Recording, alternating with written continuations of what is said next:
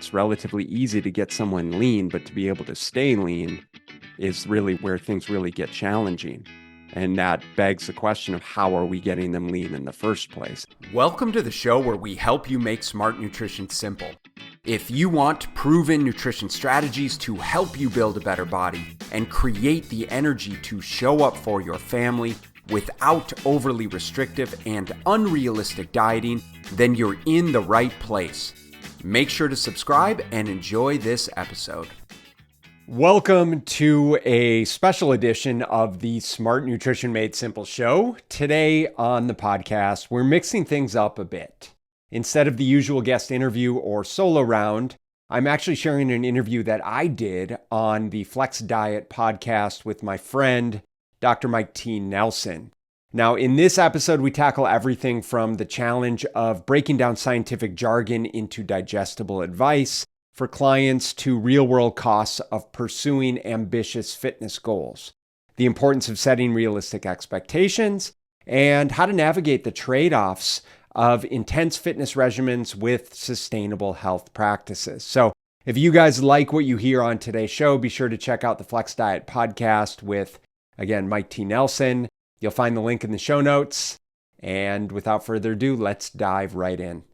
Welcome back to the Flex Diet podcast. How are you doing today, Ben? I'm doing great, man. Thank you so much for having me.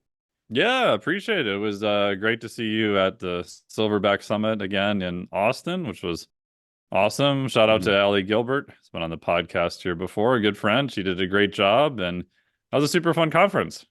It was great. It's always fun to hang out at conferences. It's something that really lights me up, that I've really thrived from over my career and always looked forward to. And that was certainly a special one. So again, I'll reiterate, shout out to Allie. And man, what a good opportunity just to connect with some like-minded individuals like you and all the other experts in the field. It's interesting because I feel like a lot of times as coaches, as individuals who are so firmly rooted in this identity of health and fitness, oftentimes we feel like we're living on a deserted island here because frankly, the vast majority of people that surround us in our communities aren't on the same wavelength. And so when you do get in those social environments, it's just you automatically feel comfortable, you feel supported, you feel understood and heard. And man, what a great opportunity is to just connect and talk shop and know that guys like you are genuinely interested. They understand where you're coming from. And it's just a great opportunity to learn what's going well for individuals in their life, in their business. So it's such a great learning opportunity above and beyond just what these speakers are presenting. Yeah, and I think we're both old enough in a good way to remember what it was like to get information in person. For quite a while, that was the only way. You had some magazines, you had maybe some courses.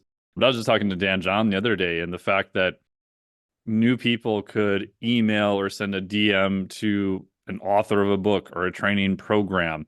Again, they may or may not reply, which is a whole different topic. But right. I can't imagine doing that like on some of the mail order courses I did back in the day. Like you could send a self-addressed stamped envelope and pay $5 or whatever, and maybe you get a response.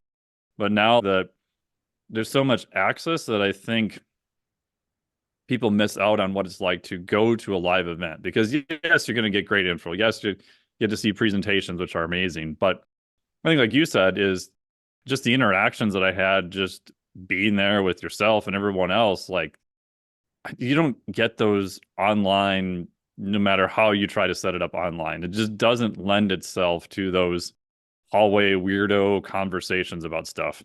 Yeah, no, 100%, man. And I'll say I feel so fortunate to have come up at the time that I did, exactly because of that, is because we couldn't rely on social media to glean information and instead had to be extrapolated through in-person connections. And that's been the vast majority of the connections that I have in our industry have been foraged through these conferences, through certifications and in-person events and mutual acquaintances that I've met through these events. invariably the vast majority of the people that I have on the podcast are people that I've connected with in person at during these opportunities. And so again, I feel really grateful for that. It's really been the basis for how I've grown as an individual, as a professional, and also given me the opportunity to realize how much BS is out there Yeah. and like what it really takes to not only effectively coach someone, also how to like effectively run a business and what is realistic and what's not. Yeah. And even I was talking to a buddy the other day to find out that he's making, yeah, a couple million a year pretty easily, not a big Mm, team.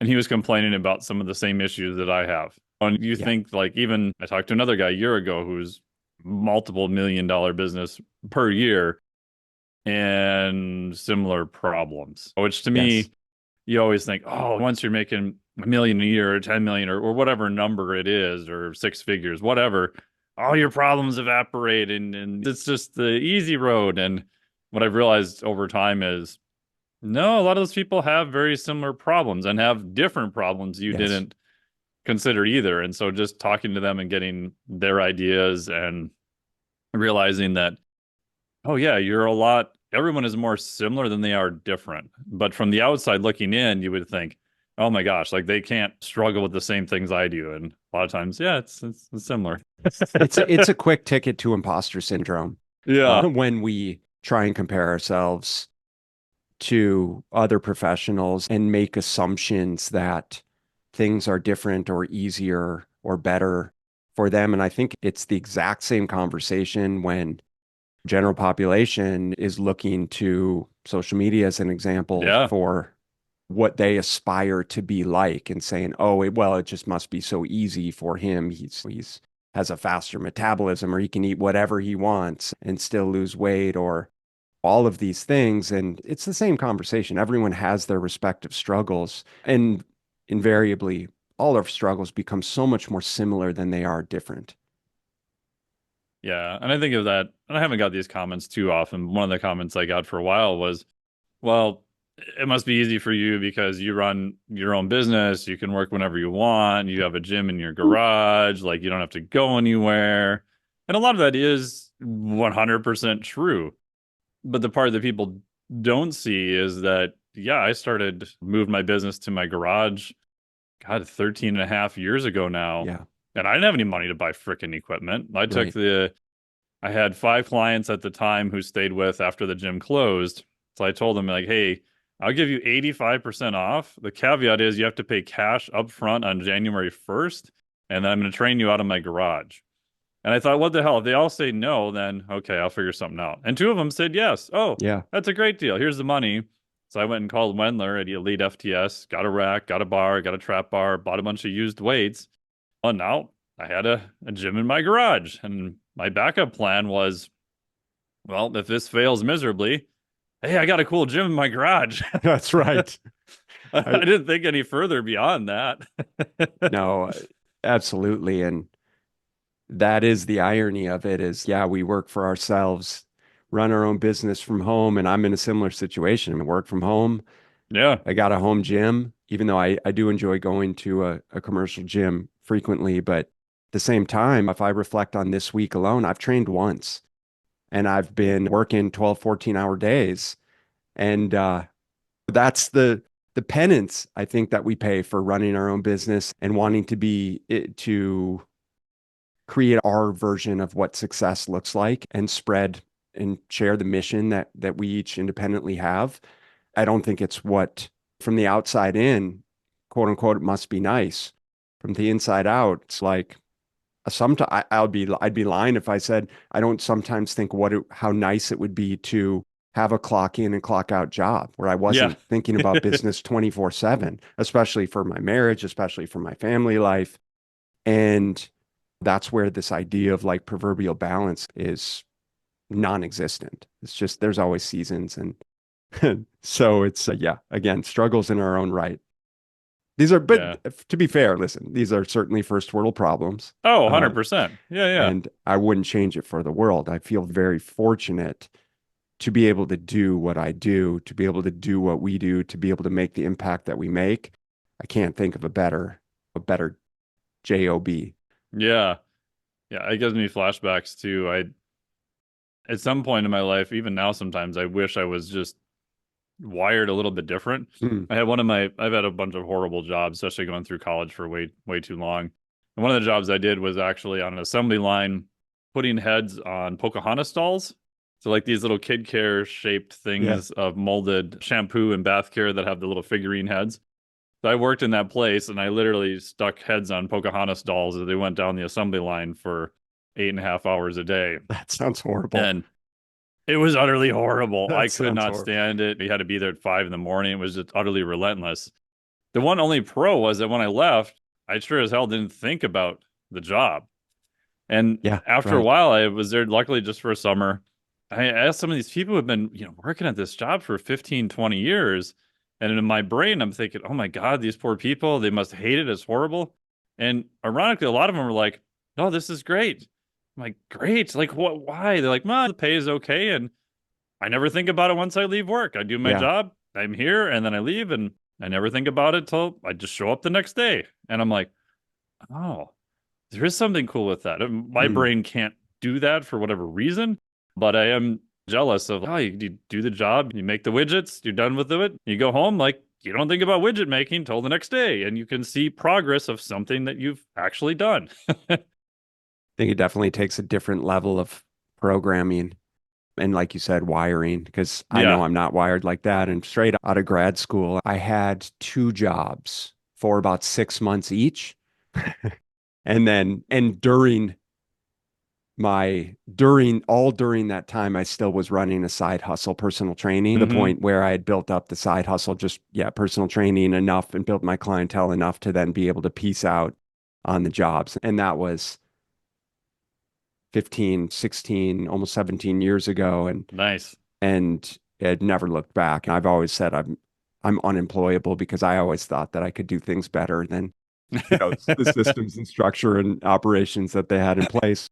And man, it's been an interesting ride for sure.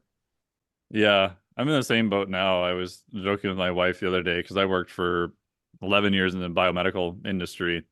And when I left, people were like, what are you doing, you crazy person? Like, you have a master's in mechanical engineering, you finished your PhD in Right. exercise phys, you've got 10 plus years of experience. Like, you could literally go down the street and apply to a different company and start at 100, 120,000 a year. And I'm like, then I got to work like 40 to 70 hours a week, and I got to start like 2 weeks vacation, and I got to show up on time. And then, oh my God, what if my boss like wants to micromanage me? Because I was very Yeah. much, okay, tell me the shit you want done and just leave me alone. If I have questions, I'll come find you. I'll get it done. You tell me the next thing. A lot of companies don't necessarily work like that. So yeah, the longer I was there, the more unemployable I became. And I also realized that this isn't really a good fit. Yeah. Well, you got to know what you don't want before you can know what you do want, I think. Yeah, and it was a great experience. It was like the thing I thought I wanted to do coming out of college. And most of the time, like what we're working on was pretty cool and it was to a benefit. And 90% of the people I worked with were great. And there wasn't anything that was bad per se about it or employees or dynamics or anything like that. It just, the longer I was there, I realized that, oh, yeah, I don't think the same way as someone else. And even when I was there, I was still doing training on the side and doing all these other things like you were at the same time. And Right. to me, that was much more interesting because the problems you have to solve in, let's say, the fitness field are literally just never ending. And that's one of the reasons I still, even though I do a lot of education stuff now, I still train clients is because the stuff they come up with is stuff that I would have never picked to try to go solve on my own. Right. So it's this relentless problem solving with skin in the game at the same time. It's never like you learn these fundamental principles and you can rely on the science to a degree, but invariably it's the nuance that is becomes the biggest learning opportunity in my experience, right? To truly being able to help a client through their journey. That's why I think it's paramount that a coach, especially a coach, and this is again just my opinion, but a coach, especially a coach that's scaling their business, still stays rooted enough in the business and rooted enough in coaching to continue learning and continue to be able to apply the nuance and apply the educational systems and understand the psychology of behavior change and understand the art of coaching to the degree that so much of what you end up doing with clients isn't about the numbers and the X's and O's, but so much more, again, about the conversations and the challenges and the psychology of things to frankly just be able to help people get out of their own way, to be able to be proactive in a society that is becoming ever more challenging to be successful with, especially in the health and fitness realm. Yeah, I feel like it's people, coaches, trainers starting in health and fitness. It literally parallels the changes their clients are going through, right? Because I think about Definitely. on a business sense, you see all the coaches who are successful in the videos in front of their fancy cars and all this other stuff. And then later you learn sometimes they're not even their own cars, they were Totally. rented. And some of it's true, some of it's not. But you see this, oh, here's what it looks like to be successful, which is not really how it is. You don't ever see the downsides. And for people looking for, just say, body comp changes, we see someone who's in shape and this is their lifestyle. They're like, oh, it must be so easy for them. And so I feel like there's a lot of parallels at the same thing because you're comparing yourself to everyone's highlight reel. Yeah. And some of their highlight reels may not even be real. When we look at social media and business, but when you look at someone's reel and you assume that's like the pinnacle of what you want, but not realizing, for example, how terrible the person feels. Like if you're doing Oh, body yeah. composition, right, or physique change, and we kind of work towards this given goal and we snap the pictures, but behind the scenes is you're freaking miserable. Yeah. And you're literally like starving the body and putting yourself in this terrible metabolic situation that is clearly unsustainable, yet you present that, and I'm guilty of this too. And I have this conversation very openly and very frequently, and certainly with our clients as well, of saying, well, I want to look like you. You know, okay, cool.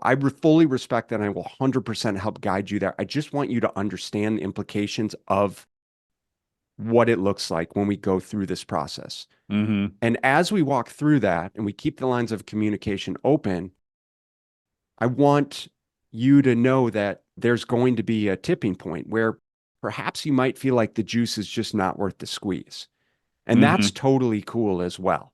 There's a level of sacrifice that's involved in, and it's just like I talked about, whether we're talking about body composition, whether we're talking about building a quote unquote successful business, right? I'm willing to make this level of sacrifice where on one end, I will diet down to a certain point and for long enough and consistently enough to snap the pictures. I will sit behind my desk for as long as it takes, focusing on the efforts to get my business in a position where I can impact more people and help create the stability and success that I'm looking for my family and future. And if at any point, and trust me, there's plenty of opportunities and times when I feel like, man, it's just not worth it. But those are often short-term emotions, right? To then be able to say, okay, well, I'll continue to keep my foot on the gas, or maybe it would be more realistic for me to pump the brakes a little bit, depending on how things are progressing. Yeah, no, I agree with that. And it's always the same thing with coaches and clients. There's always trade-offs. Like the amount of people I've talked out of a hardcore fat loss phase when their stress is going to be through the roof is Yeah, I've lost clients because of that. They're like, well, but this next 6 months I got to travel for this and I'm on the road all the time. And I'm like, we can do things to help your general habits and you will get some body comp from that. But if you're, let's say, a male trying to get to single digits, like legit, and you're on the road 90% of the time living out of a suitcase in a right, hotel, and you have not done this before, so you don't have a skill set to fall back on to know right, what it is you would need to do and have experience of been close to that before, you might do it, but man, it's going to be ridiculously hard and it's going to be adding to your stressor versus maybe we do that the second half of the year when you're only traveling 20% of the time. Trust me, I can guarantee you it's going to be way easier especially the first time doing it, you don't really want to set them up for failure because then that starts the whole Totally. psychosomatic thing of, oh, I could never do it before and I wasn't able to do it this time and I paid you all this money and yeah. But that's the nuance right there. That's where Yeah. you are experienced enough with the nuances of body composition change and the efforts involved relative to the respective client to be able to confidently and competently say those things. Whereas I know for me early in my career, I tell the client what they want to hear. Oh, I did that all the time early on. Sure. And I just think that's the rite of passage with any type of practice. You don't know what you don't know, and we all have blind spots. And that's where science can only tell us so much. We have to have the experience. And frankly, even mentors can only tell us so much. But man, there's so many lessons that I've come back to come to the realization that saying, oh, okay, now I understand why whomever I respect in the industry or have a connection with or was a mentor or coach at one point was telling me to do it this way and I didn't listen. And okay, now I understand why. But me being the rebel that I am, have to figure this shit out for myself. And it's just the way she goes. Yeah, I remember when I started my PhD, I was doing that, working part-time, was still running my business part-time. And I thought, oh, I'll just keep the same level of fitness I've always had. And it was okay for the first year and a half, and then it slowly started going down. And then by the last 3.5 years, that got stretched out to 7 years instead of 5 years. It was like, okay, as long as I'm not doing anything that is irreversible, I'm okay. Like I pulled the line all the way back to, yeah, my lipids are bad, my blood work's not Mm, good, my testosterone is like below 200, but I'm taking power naps in the back of my car and sleeping 4.5 hours a night. been So I there. know it's all self-induced lifestyle stress. I would train maybe twice a week. I had 4 gym memberships. I had kettlebells under my desk. It was just, and my body comp was like by far the worst it ever was. Performance was dog shit. But I'm like, I know that this is a temporary thing, that this phase will end. Either I make it or I don't. But there is going to be a finite end to it. And at some point, you have to, like the old Cortez thing of burn the ships of, okay, this is the direction I'm going. And I told my doc, I'm like, I'll do whatever possible as long as there's not something that's irreversible that I can't come back from. That's my Mhm. line in the sand. My lipids are high for a while, testosterone's low, whatever, I'll figure it out. And I don't recommend that to people, but I think if I would have continued to try to keep everything even at just a maintenance level, then I would have been able to do it. So I think sometimes under the extreme circumstances, you have to pick, okay, what are you going to do? You know, with clients, that I'm always like, okay, what is the timeline? There has to be, if you're going to go that hard and that extreme and diet for a show or whatever it That's right. is, or do an advanced degree or start your business, what do you have to have a hard deadline of either I made it or I didn't? And then you have to do a reassessment and don't let that thing go on for many years at a time. Cause I've seen people just get to the point where they can't come back from stuff at that point. Yeah, and I would say that's probably one of the biggest lessons I've learned over the years. Initially, is well, early on in my career would be the objective is just get someone lean and with no sort of acknowledgement or care or realization around what's on the back end of Yeah, yeah. that, What's right? the cost? Right. What is the cost of the things that the stress that we're inducing on all different levels? And obviously we know the outcome of that. Of course, it's relatively easy to get someone lean, but to be able to stay lean is really where the hard part, where things really get challenging. And that begs the question of how are we getting them lean in the first place? And so this real comes back to these conversations. And for the way that we view things is really this kind of nutrition seasons approach of right out of the gate. Like first and foremost, is we won't take clients for a short period of time typically. It's Yeah. usually a minimum of 6 months. Most of our clients commit to a year, and most of those clients end up continuing on in some capacity for an extended period of time because of this, because we realize, well, even in the first year, if you don't have any nutritional knowledge or develop those skills, right, perhaps the whole first year is just going to be this slow and steady diet phase of, yes, we're creating some degree of a caloric deficit, but what we're really doing is we're helping you, educate you, and help you build the skills and the tools to be successful on your own, right? We call it becoming your own best nutrition detective. And that's where it's giving you the autonomy and the empowerment to just learn how to make better decisions and how the decisions that you make on a daily basis impact the outcomes that we're looking for, right? To the degree that beyond that, one, we've really shifted their belief system around, oh, I just want to lose that 10, 15, 20 pounds and then I'll be good. No, Yeah. like then you're going to want something else. I guarantee it. So how are your goals changing and how are you moving the goalposts as we progress, as you learn more, as you become more educated about the process? And then how can we really set you up for success long term, right? To the degree then it's okay, now we can do performance phase, a bulking phase, another dieting phase, and slowly and progressively really shift body composition. And that's where, it really gets fun because the client really has this picture, this vision for what their future can look like. And what's so amazing about that, Mike, and I know you'll agree with me, is when they realize what's possible for them to accomplish in their health and fitness, and they overcome these stagnations that perhaps they've been dealing with for a long time, they realize the possibility in the rest of their life. Oh, You yeah. know, It's a huge amount of transfer. 100%. And that's like what I feel like we're so called to help empower clients with, is for them to realize, hey, you have the ability to change your situation, your career, your social support system, your relationships, right? The outcome of your life because you've mastered these skills, this level of confidence that, look, man, you're in control. Life is happening for you, not to you. And that's at the end of the day, what better opportunity do people have? Yeah, and that's what with clients makes me the most excited. Yeah, I get excited if they have big competitions, they reach their goals, they did well at strongman competition, physique competition, whatever they're doing. Cool, that's great. That's awesome. That's primarily why they're paying.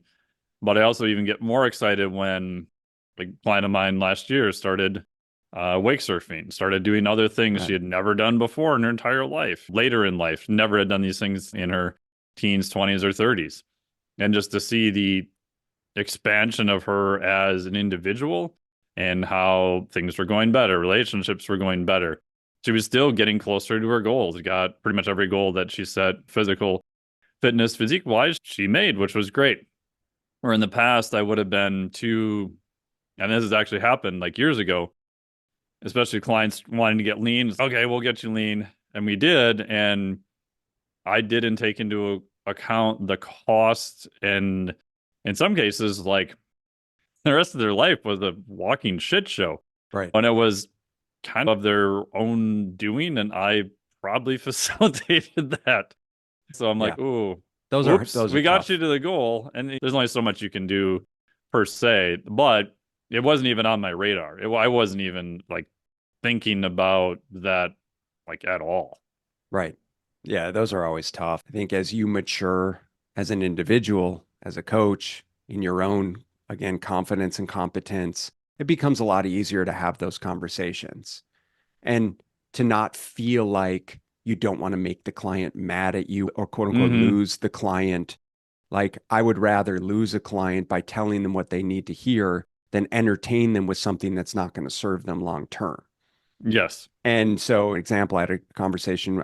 I've got a guy I've been working with on and off for years. He's an ex Navy SEAL.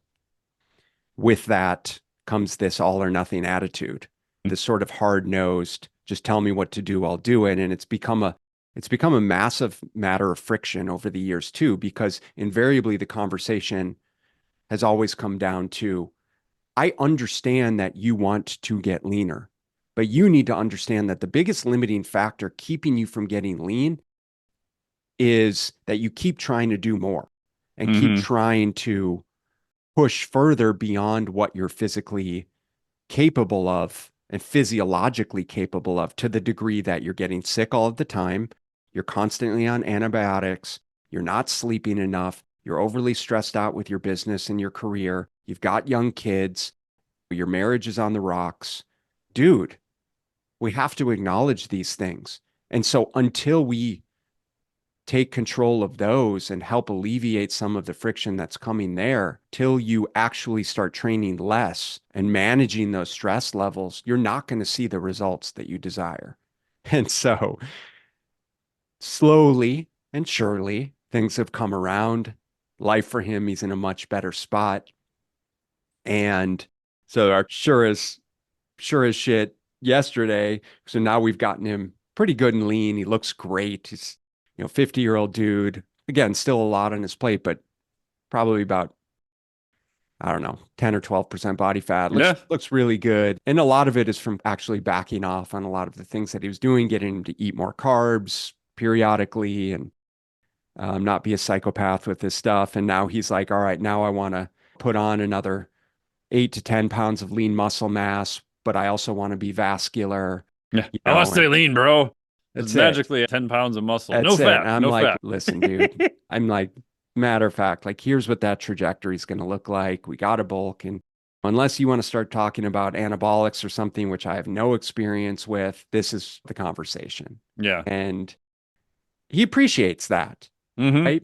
Because for him, he knows it's what he needs to hear, even though he doesn't like hearing it. It's the truth. And he could say, screw you and go to another trainer, but he values his time and energy and knows that he'll go find someone else that will entertain him with it, but he'll be coming right back in the same situation in another 12 to 18 months, frustrated that he's not where he wants to be. Hey guys, I want to interrupt this conversation briefly with an exciting announcement. If you're a father and struggling to lose the pounds that have crept on over the years, I understand your challenge. You're juggling a successful career, a loving family, and now you're looking to regain that energy and physique that seems to have slipped away. And that's exactly why I created Prime Fit Operating System. Prime Fit OS is a unique hybrid coaching program designed specifically for men like you. Now, you guys know me, we're not about quick fixes or impossible routines. Instead, we focus on real sustainable change through personalized nutrition and science-driven strength training, all wrapped up in a supportive community with expert guidance directly from me and my 20 years of experience working with men just like you. Imagine mastering your nutrition without restrictive dieting, getting stronger and leaner, and boosting your overall energy, all without overwhelming your already busy schedule. With Prime Fit OS, you're getting more than just a cookie-cutter nutrition and fitness plan. You're embarking on a transformative journey that fits into your life, not the other way around. So, if you're ready to take the first step towards a healthier, leaner, stronger, more energetic, confident, ass-kicking you, join us over at Prime Fit Operating System. Trust me, guys, your family, your career, and most importantly, you will thank you for it. So if you guys are interested in getting started and want to find out more about the program, let's chat. Just head over to primefitos.com/call and grab a time on my calendar. Remember, it's your time to be at your prime. Yeah, and I think that's just the advantage of just having reps and having experience too. Because I know early on with a similar case, I would have said, all right, yeah, we can do that. And then now I'm just like, again, current client, very lean, trying to add more muscle, which we've done in the past. But the first question I had is, okay, how much fat are you willing to gain? Right. And there's no right or wrong, right? Shit, where I'm at now, like if I could gain 1 pound of muscle and 1 pound of fat, like a 1-to-1 ratio, right, I'm pretty happy. Like I'm on the weird, not really responder end of it per se, because I know when I decide to get leaner, I can take the fat off because I know what to do if and when I decide that's, a priority. But it's harder when you haven't done that before and you don't know what that client's ratio is. And I tell them that up front. We'll just set some benchmarks. And when we get there, you can at that point decide, hey, let's go a little bit further. Let's not. Let's add 20 pounds and see where you're at and just have it be a staged thing, because in their head, they think, oh my God, you mean I'm going to gain like 10 pounds of fat? That's horrible. But it's not going to happen overnight, right? So it's okay. Let's reassess in 10 weeks or 3 months. Right. And whatever they decide is fine. Then you just have the other conversation of, okay, here's what we had. Here's about what we think what we did. Yeah, we can maybe tweak a few things. We can maybe push the body comp a little bit better this or that direction. But yeah, it's unrealistic without the aid of, even with the aid of sometimes of exogenous drugs, that especially someone who's been training for quite some time, the only way I've seen around that is if you do have some freaks who have only done like strength work but never done like hypertrophy work. Like if you got like a Yeah. just a pure athlete who's never really done much leg hypertrophy stuff, calf hypertrophy stuff, delt stuff, and they've been like 100% performance. Okay, yeah, you can maybe prioritize some of those muscle groups, maybe add a little bit more muscle there. Maybe they won't gain a lot of fat. But for the vast majority of people, it's going to be what ratio is acceptable to you. We'll do our best to skew the ratio towards more muscle and less fat. But yeah, it's just that's how physiology works. It's certainly bittersweet sometimes. Yeah. And again, that always goes back to what we're talking about with what are your priorities and what cost are you willing to pay? And there's no right or wrong per se with that. Because I think with, especially with clients, like with newer, let's say guys, comes in, typical guys, like, okay, I want to gain 10 pounds of muscle and lose 10 pounds of fat, right? So I want to recomp 20 pounds. And let's say they're already on the thinner side. They don't have a lot of muscle to work with. And you ask them, like, what have you been doing historically? Well, I've been trying to gain some muscle and lose fat at the same time. Okay, we may spend 9 months out of that whole year just slowly trying to accumulate muscle and maybe just a quarter short of 3 months of trying to lose fat. So I think picking the direction you want to go, but then like we just said, it's hard for them to realize that, yeah, this means you're probably going to lose your abs during that period of time. Are you okay with that? If you're not, well, then we may have to change your goal. There's only so much you can magically accomplish. You can only push physiology so hard. Well, especially for guys like us. That's predominantly who I work with. And so then it just always begs the conversation of, yeah, we understand what needs to happen from a calorie and a training volume standpoint and a recovery standpoint. But that's the easy part. The hard Yeah. part is talk to me about your readiness for change and your commitment level and your current eating behaviors and your lifestyle and your responsibilities and your stress levels and your relationship with your wife and who cooks the food and sleep behaviors and your level of skill around planning and preparation and travel schedule.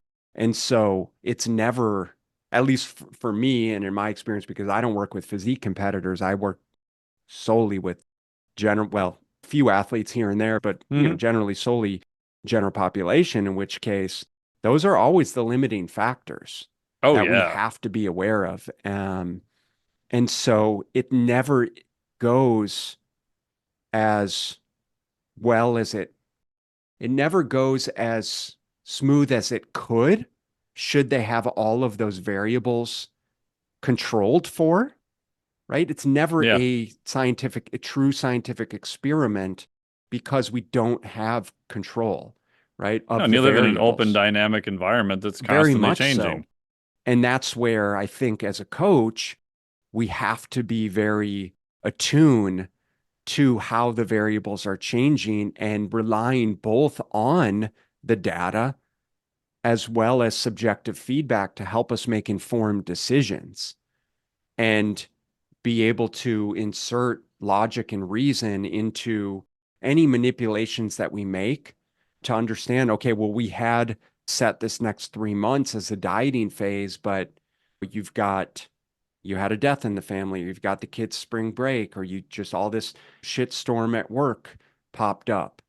It wouldn't be unreasonable for us to just give you a bit of a reprieve, pop into maintenance, and extend out this dieting window by virtue of doing more calorie cycling or more diet breaks throughout or whatever that looks like. But that's legitimately, that's what real world, in my opinion, real world coaching and real world progress looks like. And I think people are always appreciative of that at the end of the day. Yeah. I remember talking to Jordan Syed on here and asking him about, do you think AI is going to replace personal training? And he's like, fuck no.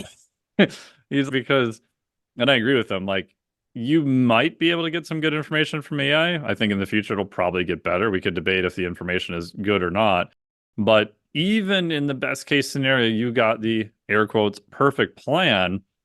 We all know that you need help with the implementation of it because, like you said, you're dealing with a dynamic person in a dynamic system, and things are going to change. And you can't, even highly motivated humans, you can't expect them to white knuckle their way through 6 months and be 100% compliant without some massive cost, even if they did that, right? The coaching is always going to be the art of, okay, yeah, let's push a little harder on this now, like you said, or let's back off, or let's change your training this way, or let's add this, let's tweak things as they come up so that over the long term, you can continue to make progress instead of, I think there's still a lot of maybe some people who think that if it was just better information that I would succeed.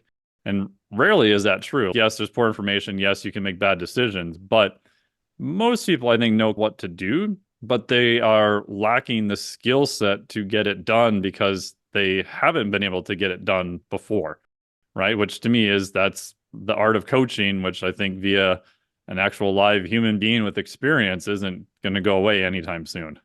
I think what most people think they need to do is far above and beyond what there is realistic for them. Oh, So, 100%. right, we'll always have conversations with clients and they'll say, I don't know, I know what to do. I just need some accountability. And I would say, yes, I do think everyone needs some degree of accountability. And we know that that accountability is something that success is built around. At the same time, because of the vast amount of information and confusing and contradictory information, I think that what most people think that they need to do far is again is a far above and beyond what is realistic for them, right? To the degree that's where it's up to us to help refine and educate them around, okay, let's take what it is that you're willing to do, what you think you need to do, and make sure that we're framing it in a realistic way for you so that you're still motivated by it, so that you can still be consistent with it, or and mostly so that you can be consistent with it and so that it's not something that you end up going hard for a few weeks or a few months only to say, I can't do it anymore, I quit, and go back to your old behaviors. Yeah, and it's, I think, irresponsible of the coach to just yell at your client and tell them to try harder. It's really, when did that ever solve anything? Like, I've often joked, so you come to my gym, we'll just put 405 on the bar to deadlift, and my cue is, bro, if you can't make it, I'm just going to yell at you to try harder. At some point, yeah, do you need to put in effort? Yes. Do you need to put in consistent effort? 100%. But if you're already doing that, trying harder isn't gonna, it's not gonna magically solve everything for you. Yep. Yep. Yeah. 100%. Just like more information, a lot of times more information above a certain point, oof, some of those are some of the hardest clients to deal with. Like I've told Totally. multiple clients in the past, stop listening to fitness podcasts. Like I love Andrew Huberman, he's great. You don't need a 3 hour podcast Thank about you. why you need sunlight exposure. If you're in the industry and you're interested in the research, cool, there might be a use for it. But at some point when you've maxed out your information that's not changing what you're doing, more information actually gives you that inverted U. Like you start getting so confused that now you're not executing on the things that you need to.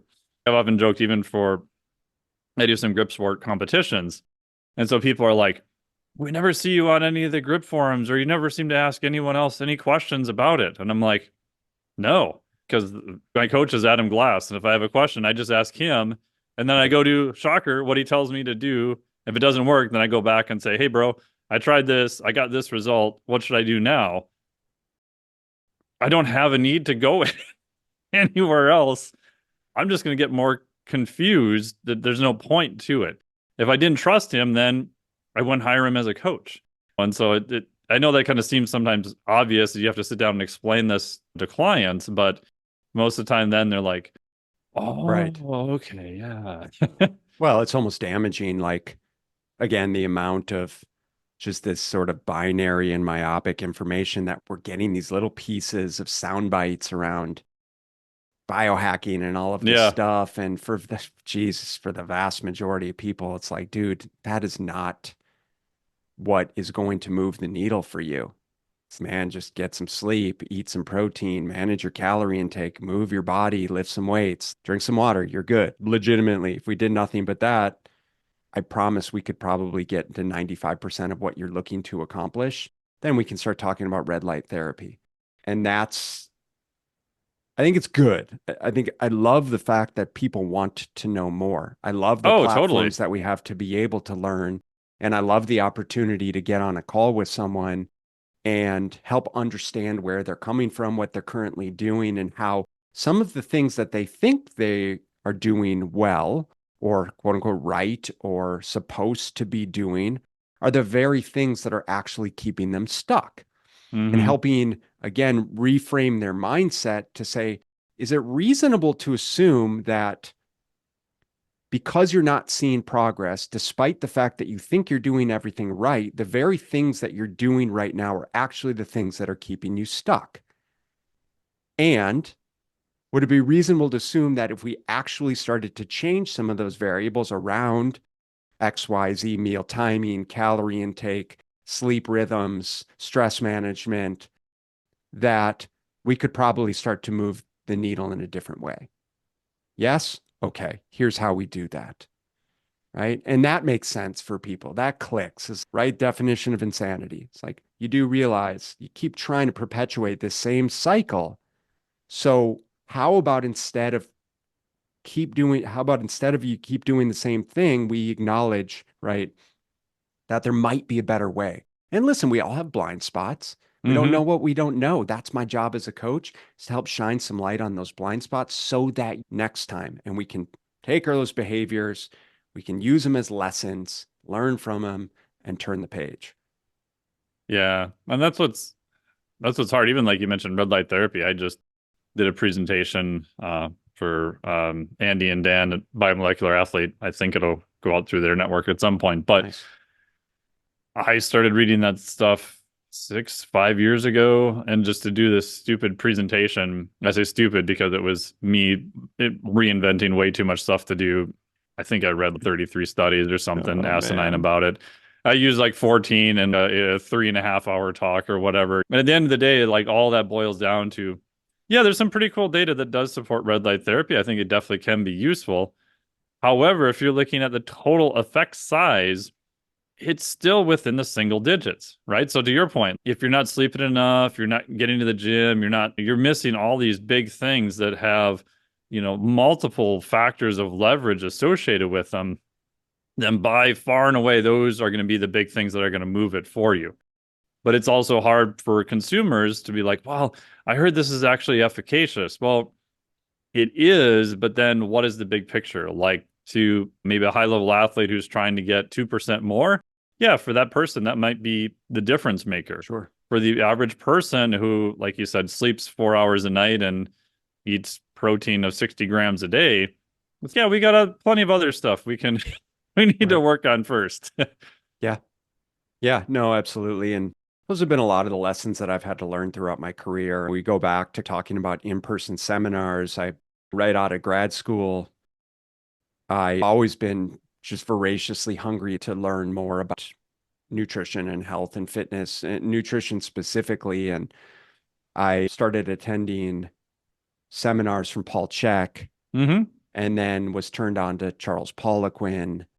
And when we talk about being polarizing on certain things, Yeah. Charles Poliquin was proverbial He made a career out of that. dogmatic, right? Approach to so many different things, which led me down a slippery path in many different ways. At the same time, was invaluable education opportunity to realize a lot of the things that he discussed, while they weren't relevant for me, the time, the clientele, right? The population that I was working with, and so on and so forth. So again, it is just very nuanced, but by doing all of that, you learn so much around what works with whom and when. And you start to just pull out all of these little nuggets to build your own real methodology. And I think that's the name of the game here is I've learned so much from you and your Flex Diet certification. And I've learned things from Allie and I've learned things from the doctors and just sitting in the attendants and getting little nuggets of things that I've learned from hormone doctors and from having conversations with other trainers in the room about both working with clients and building a successful business. And I don't see any other way that it can happen. And Mm-hmm. everyone's timeline is very different. And it goes the same for someone's timeline around their physique changes. You're going to get some genetic freaks that are going to, in 6 months, they're going to completely change their lifestyle and they're going to be good to go. And I've had clients like that. And dude, I can't believe it. You dropped 40 to 50 pounds in 6 months and you got shredded and you're good to go. And Yeah. I've heard from them 2 years later and they're like, I'm still doing it, I'm still learning and just so grateful. And then we've got clients for 2 to 3 years and things haven't really changed that much, even though physically, even though physiologically they've changed, psychologically they've changed a lot. And so that's just the way she goes. Yeah. And it's always hard. I think context is the thing that isn't talked about much at all, but is the thing that allows you to try and sift through items to determine if they're useful in particular cases or not, right? So take Poliquin, in my opinion, had some amazing stuff. Like I remember getting his Poliquin principles and realized, Oh, oh yeah, my God, this is back in the 90s, I think, or early 2000s. I'm like, there's something beyond the Delorme 3x10 method that was invented in 1951. right. Holy shit, 5x5 from Bill Starr. Oh, my mind is exploding. But then, biosignature, some other stuff is, did you just completely pull this out of your ass? Like, but it Yeah. was so hard with a lot of those figures that it wasn't that everything they did was bad. It wasn't that everything they did was amazing. It was some stuff was really good. Like you said, some stuff was amazing for this particular athlete or this particular person, but was horrible for a different athlete. But it's hard to get that context filter to try to figure out, okay, when do I apply this? When do I not? And I think that's a more advanced question than does this work, quote unquote, or not work? Well, you have to be analytical. And I would say that one of the attributes that I adopted from my parents. So my dad was a practicing lawyer, but Hmm. he got an undergrad at Stanford. Then he went to and got a PhD in biomolecular science. You guys would probably hit it off Oh, great. You're geez. both big nerds. But PhD from Caltech, and then he went to University of Iowa Law School and Oh, practiced Jesus. in patent and trade infringement. So he had a Yeah, really yeah. complex understanding of not only law but also biotechnology, and which made it very hard being his son, but also forced me to infuse this line of questioning, right, around and being overly analytical about the things that people are telling me, about the things that we're hearing, and trying to understand the context to which with which they're being delivered, which in Poliquin's case, it gave me a great opportunity to infuse that level of analytics and say, okay, specifically with respect to biosignatures, okay, here's what I'm hearing. Here's this broad array of supplementation, trying to apply. And then me doing my diligence to go behind the scenes and look up, okay, where are these supplements coming from? What are Hmm. therapeutic doses? What does it say in the literature around how they're utilized in these respective ways? And that, because of that, that helped me continue to want to learn more about clinical nutrition and apply that to not only myself, because I had a myriad of kind of health issues and stomach issues growing up and early on in my career, but also apply those principles to clientele and truly understand the science. So because of that, then I went and got another master's degree in clinical nutrition. And so I think that it's paramount that we always take this information that we're gleaning with a grain of salt, with context, and try and infuse a deeper understanding of how and where and when it's relevant, especially with this sort of soundbite experience that we're gleaning things from. Yeah, definitely.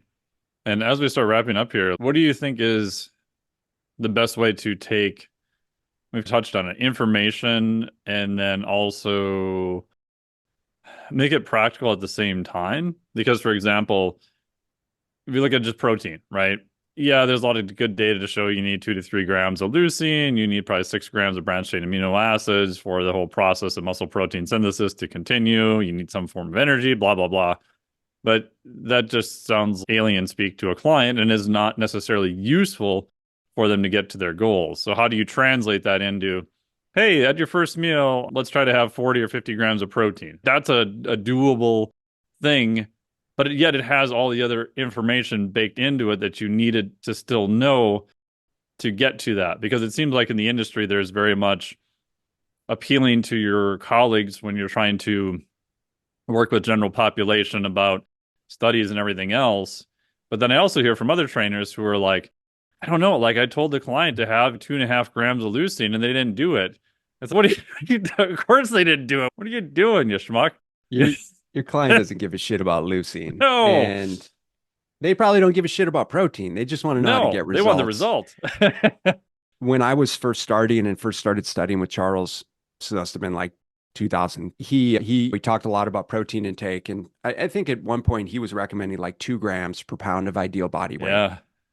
So me being new, relatively new, and just easily influenced, especially from the caliber of person that Charles was, took that information and tried to apply it directly to my very general population clientele. So having Betty Sue, Mhm. 55-year-old golf club member, just wanting to lose a little bit of body fat, and telling her to eat 225 grams of protein a day because that's what Charles said, and very quickly realizing, one, she doesn't even know what protein sources are. She Right. only eats twice a day. She barely moves her body.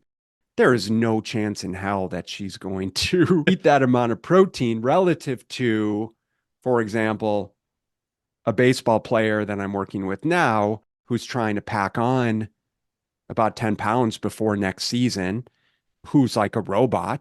It's like, dude, just tell me what to do and I'll do it. And I say, okay, we need to be shooting for around 250 grams of protein right now relative to your total calorie intake. And boom, I look at chronometer every single day. He's hitting those. We had a brief conversation around what those could look like, how to build out our meals. So we've got these very different ends of the spectrum. And that's where it all comes down to who is the type of clientele that we're working with. At the end of the day, the principles are the same. Yes, like we want to be getting a certain amount of protein, but of course, contextually, it's very different where we meet them on that level of spectrum to help them infuse those guidelines, right? To the degree that for Betty Sue, saying it probably would be reasonable based on your existing intake for us simply to just start with 75 to 100 grams a day based on what you're currently consuming. I'm seeing you're consuming around 60 grams. Great start. Here's how we can add to that. Here's why that's beneficial. Do you think that's something that you can do? Okay, great. Let's go ahead and do that. And as her competence and confidence builds, then we can start to add more to those, to her prescription, so to speak. I think that's the name of the game in all elements of coaching is first and foremost determining where the client is starting from, what they're willing and capable and able to do, and then helping them progress in a realistic way. Yeah, that's awesome. And where can people find more about you? Give out your website, and you've got a great newsletter, you've got programs, you got all sorts of wonderful stuff. Yeah, totally. So we're at bodysystems.com. We are at Body Systems Coaching. I'm sure you'll have all the links at Body Systems Coaching on Instagram. We've got a podcast that you've been on a couple times called the Smart Nutrition Made Simple Show.